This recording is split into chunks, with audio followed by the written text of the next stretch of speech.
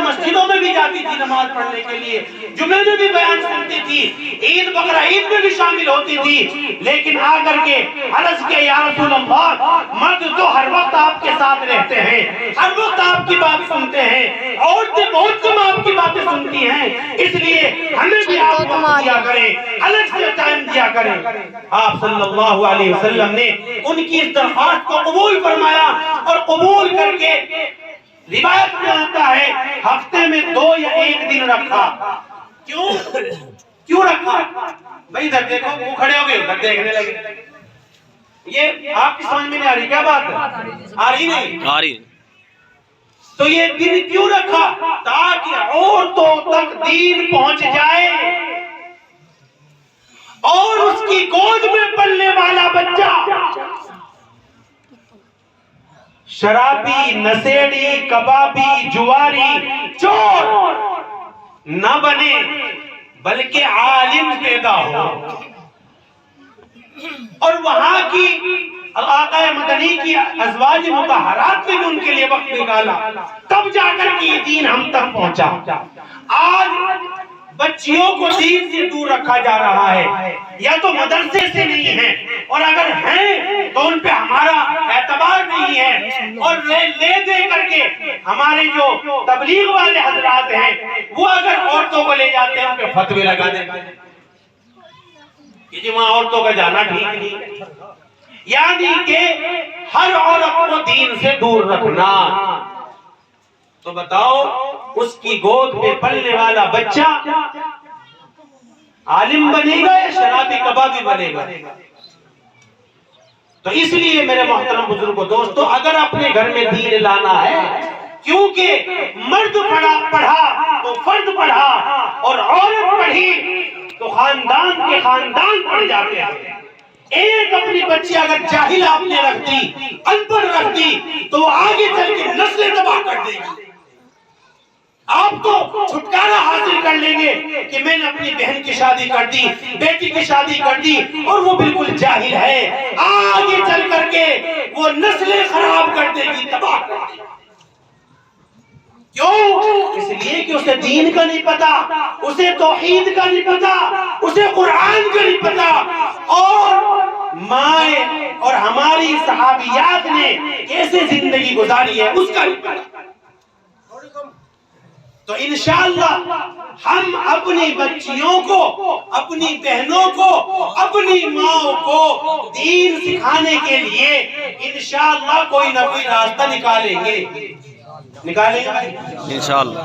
اپنی بچیوں کو، جیسا ہمارے قاری محمود صاحب نے یہ مدرسہ شروع کیا، بچیوں کے لیے الگ، چھوٹی بچیوں کے لیے الگ، لڑکوں کے لیے الگ، تو اسی طریقے سے ان سے گزارش کر کے، ان سے درخواست کر کے ہفتے میں 1-2 پروگرام اپنی ماں بہنوں کا بھی رکھا ہے،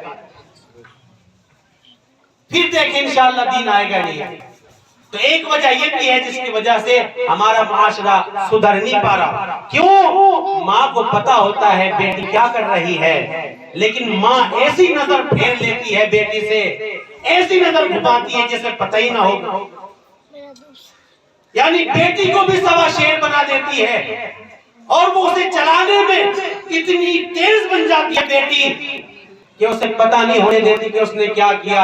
اگر ماں نیچے ہے تو بیٹی نے اوپر گل کھلا دیے، بیٹی اوپر ہے تو نیچے گل کھلا دیے۔ اس لیے ماں کو پڑھنا بہت ضروری ہے۔ تو انشاءاللہ کریں گے اس کے انتظام۔ انشاءاللہ۔ کتنی وجہ ہو گئی؟ 2۔ ایک تو قرآن سے دوری، دوسرے ہماری عورتوں کے پاس دین نہیں ہے۔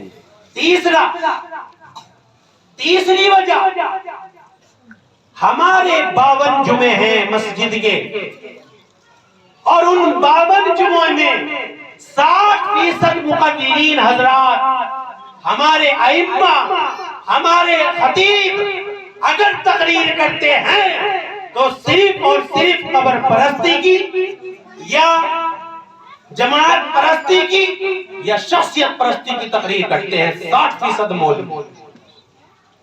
فلا حضرت ایسے تھے، فلا حضرت ایسے تھے، فلا جماعت کے ساتھ جڑنا ہے، فلا جماعت کے ساتھ چپکنا ہے، اور فلا کی قبر پہ جانا ہے. یہ 60% بھارت کی مسجدوں میں تقریر ہوتی ہے، اور 30% جو تقریر ہوتی ہے وہ صرف فضائل پہ ہوتی ہے. فضائل کیا ہے فضائل؟ کہ اگر آپ نے 2 رکعت فلا ٹائم کی پڑھ لی تو آپ کو 70 سال کی عبادت کا ثواب. اگر آپ نے یہ والی دعا پڑھ لی تو آپ کو 70 سال کی عبادت کا ثواب. اگر شعبان کی رات آ رہی ہے، شعبان میں جو شب برات ہے وہ آ رہی ہے، اور اس میں خوب لوگ نفلیں پڑھیں گے، اور فرض چھوڑے ہوئے ہیں، فرض پوری زندگی ہو گئی چھوڑتے چھوڑتے، اور اس رات میں کیا پڑھیں گے؟ بولو بھائی، نفلیں پڑھ رہے، پوری زندگی کے فرض چھوڑ دیے اور پڑھ رہے کیا؟ نفل. میں کہتا ہوں پوری زندگی اگر شب قدر ہو، پوری زندگی شب قدر ہو، اور آپ اس میں صلاۃ التسبیح پڑھتے رہے، خدا کی قسم ایک فرض کو نہیں پہنچ سکتے. اور ہم کیا کرتے ہیں؟ پوری رات کو سے زیادہ نفلیں، میں 50 پڑھوں گا، میں 100 پڑھوں گا. کتنی پڑھی؟ میں نے 100 پڑھ دی آج. تو کتنے فرض چھوڑ رکھے پوری زندگی کے چھوٹے ہوئے ہیں. تو یہ ہمارے دماغوں میں بٹھا دی یہ بات کہ فلا ٹائم کی نفلیں پڑھ لیو، فلا رات میں پڑھ لیو، وہ کام بن جائے گا تمہارا. کیا بن جائے گا؟ کام بن جائے گا. اگر تم نے یہ دعا پڑھ لی تو 70 سال کی عبادت کا ثواب مل جائے گا. اب وہ گناہ کبیرہ بھی کر رہا، نہ اس سے توبہ کرنا چاہتا، کیونکہ اس کے دماغ میں یہ بات بٹھا دی. فضائل بتا کر، معروفات بتا کر کے منکرات سے نہیں روکا. وہ مثال کے طور پہ آپ نے سنا ہوگا کہ جمعے کے دن عصر کی نماز کے بعد ایک درود شریف ہے، اللہم صلی علی محمد النبی الامی وعلی آلہ واصحابہ وسلم تسلیما. کہ جس نے عصر کی نماز کے بعد اسے کتنی دفعہ پڑھ لے بھائی؟ سب کے آپ کو پہنچ نہیں ہو بات، یہ ایک ایجنڈے کے تحت پہنچ لی کہ جس نے پڑھ لی اس کے کتنے سال کے ثواب ملے گا؟ 80 سال کا. اب بتاؤ وہ پڑھ کے نفرام ہو رہا نہیں کہ میں تو 80 سال کی ایک طرف لے ہو بیٹھا، کون سا میری 80 سال کی عبادت ہو رہی.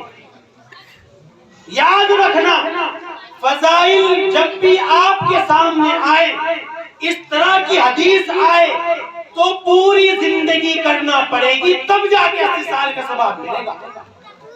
یہ نہیں کہ ایک دن کر لی، ایک جمعے میں کر لی اور نفرام بات، بلکہ لگاتار کرنا پڑے گا اور مرتے دم تک کرنا پڑے گا، تب جا کے 80 سال کا ثواب ملے گا. اجی مشورے میں بیٹھ جائیے، 70 سال کی بات کا ثواب ہے، اب وہ پتہ نہیں کتنے مشورے چھوڑ دیں. ہو رہا نہیں ہو رہا بھائی؟ تو اس لیے یاد رکھیں، اگر کوئی کبیرہ گناہ کیا ہے بغیر توبہ کے معاف نہیں، بغیر لیے دیے معاف نہیں کسی کا. اگر ایک بالش آپ نے زمین ہڑپ لی یا زمین کسی کی قبضہ لی یا 3 روپے بھی اگر آپ نے قبضہ لیے تو 3 روپے پہ 700 نمازیں کٹیں گی، اور 700 نمازیں بھی وہ ہوں گی جو قابل قبول ہوگی. ایسی والی نہیں جو ہم پڑھتے ہیں الحمدللہ رب العالمین، جس میں سارا کا سارا ترجمہ کا بیڑا غرق کر دیا جاتا ہے، یہ والی نہیں.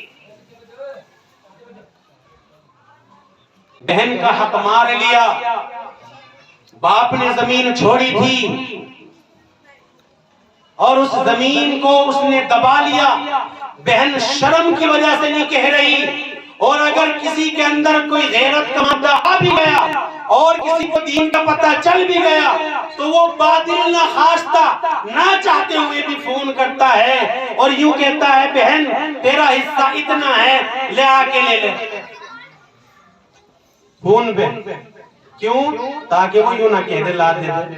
اب وہ کیا کہے گی؟ بھائی میں کیا کروں گی لے کے، یہ تو ہی رکھ لے. اب وہ اس کو کیا سمجھے کہ اس نے مجھے دے دی، اس نے مجھے دے دی. خدا کی قسم دی نہیں، وہ دینی پڑے گی وہ زمین بہن کو. کون سی زمین، کون سی جائیداد، کون سے جو آپ کے پاس پڑے ہوئے ہیں زیورات، جو باپ چھوڑ کے مرا ہو اپنی ملکیت میں، اور ہم اسے ہڑپ کر کے بیٹھے ہوئے ہیں. اور کس کے لیے؟ اپنے بیٹے کے لیے، اپنی بیٹی کے لیے. کون سا بیٹا؟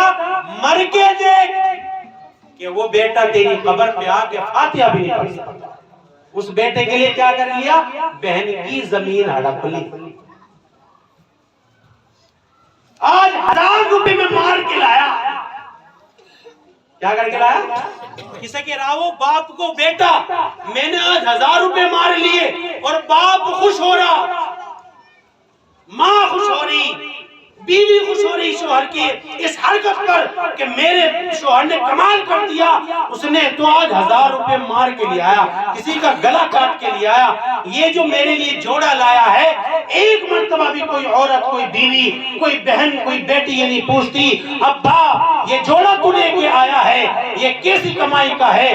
میرے شوہر، میرے سر کے تاج، یہ تو جو میرے لیے ہیرے جواہرات کا جو زیور لایا، یہ تو میرے لیے ایک ہار لے کے آیا، یہ جو تو لوکٹ لے کے آیا، مجھے ایک مرتبہ یہ بتا دے یہ کس کی کمائی کا ہے، یہ کیسے پیسے کا ہے؟ آج ہماری بہن بیٹی پوچھتی نہیں. وجہ میں نے اس سے پہلے بتا چکا، کیونکہ ان تک ہم نے دین پہنچایا ہی نہیں. تو اس لیے میرے محترم بزرگوں دوستو، میں یہ عرض کر رہا تھا، میں بات کیا کر رہا تھا میں وہ بتاؤں. یہ تیسری وجہ بتانے لگا تھا.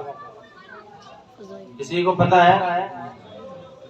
یہی تو میں کہتا ہوں، یہی تو کہتا ہوں میں کہ اتنے جلسے ہو جائیں گے، اتنے پروگرام کر لیں گے، کوئی بھی نیت لے کے نہیں بیٹھتا کہ میں یہاں سے سن کے اس پہ عمل کروں گا. یہی وجہ ہے کہ ایک بات لکھتے آپ، ایک بات لکھتے اور اسے نوٹ کرتے کہ میں یہ بات اپنے اندر پیدا کروں گا. تو میں تیسری بات کہہ رہا تھا کہ ہمارے خطیبوں کا حال یہ ہے کہ 60% شخصیت پرستی کی تقریر کرتے ہیں اور 30% صرف فضائل پہ بات کرتے ہیں. کوئی یہ نہیں بتاتا کہ بھائی اگر تو نے مہر کے پیسے ادا نہ کیے تو وہ تیرے پہ قرضہ ہے، وہ دینے پڑیں گے.